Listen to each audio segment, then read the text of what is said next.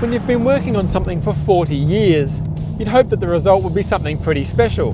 This Golf GTI 40 years was the ultimate expression of the GTI, with extra power, a more focused chassis and clever front differential, making it one of the finest front drivers on sale today.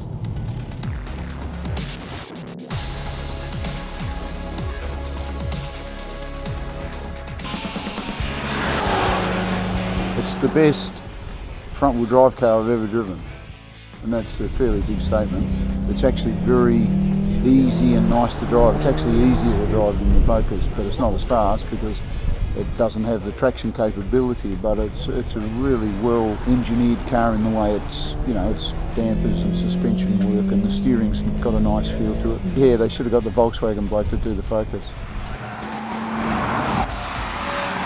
This is a Golf that has eaten a fistful of jalapenos and washed it down with red cordial. It's got heaps of grip, it hammers up a hill quite fast, it's got the front diff in it so you can pick up the throttle nice and early and it just hammers off apex to the next one again. And the thing with this Golf is that it's properly playful. In the past, you've not been able to touch the electronics in Golfs or at least turn them off. Not this thing. It will play around all day, and on the racetrack in particular, it was fantastic fun. In manual, I reckon it's a future coal car.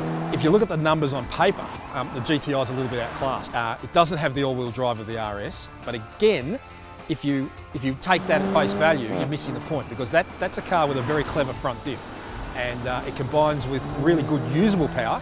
There's not that much of it, but there's enough because it's intelligently made. The engine is really tractable, really flexible, and it makes the most of what it's got. I think there's going to be people who will buy the Focus RS and it'll be too taut for them, too firm in the suspension, and they might wish they'd bought the GTI.